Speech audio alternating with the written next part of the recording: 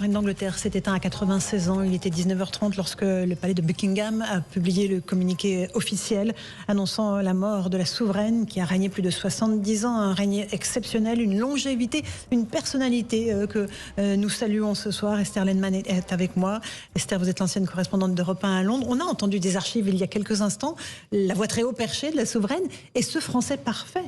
Elle parlait très très bien notre langue. Elle parlait très bien notre langue parce qu'elle a eu des gouvernantes anglaises des gouvernantes françaises pendant toute son enfance. Elle et sa sœur Margaret, qui avait 4 ans de moins qu'elle, ont été élevées par des précepteurs, préceptrices. Elles n'ont jamais été à l'école. Le premier, c'est Charles, je crois, qui a été dans une école que son père a insisté pour l'envoyer à l'école, comme d'autres enfants. Évidemment, une école privée où il était interne et où il a été d'ailleurs très malheureux. Mais la reine elle-même, elle a grandi dans son château et elle allait une fois par semaine. Une fois par semaine, elle avait des cours qui étaient donnés par l'un des responsables de l'université d'Oxford ou de Cambridge, je me souviens plus, qui était prof de droit constitutionnel et donc elle a appris le droit constitutionnel. Elle a appris ça, elle a appris le français, elle a appris la musique, elle a appris la littérature.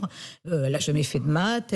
Mais c'était vraiment une éducation on sort du 19e siècle. Ça n'avait rien à voir avec l'époque actuelle. Est-ce qu'on fantasme son amour pour la France? Est-ce que ça nous fait plaisir à nous, Français, de le penser? Ou est-ce qu'il y avait quelque chose de particulier? Écoutez, moi, j'ai rarement rencontré des Anglais qui n'aiment pas venir passer leurs vacances en France. Donc, il n'y a pas de raison que la reine n'ait pas aimé. Puis c'est vrai qu'elle adorait les chevaux. Enfin, son grand amour, c'était quand même les courses hippiques. Et il y a de très beaux haras en France. Donc, elle venait chercher ses chevaux en France.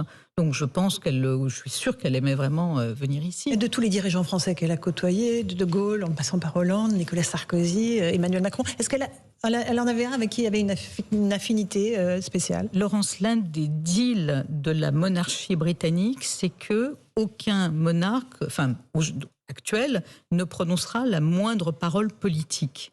Donc, si jamais elle a dit à quelqu'un qu'elle préférait un responsable français à un autre, ça n'est pas arrivé jusqu'à nous.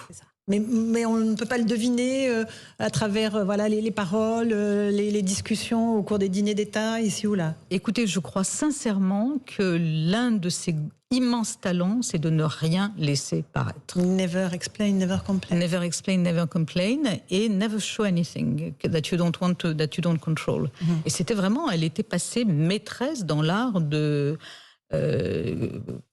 Je l'ai rencontrée 1 ou 2 fois et on parlait pour ne rien dire. C'était un talent qu'elle avait acquis et que Charles devra acquérir à son tour. Ça va être difficile.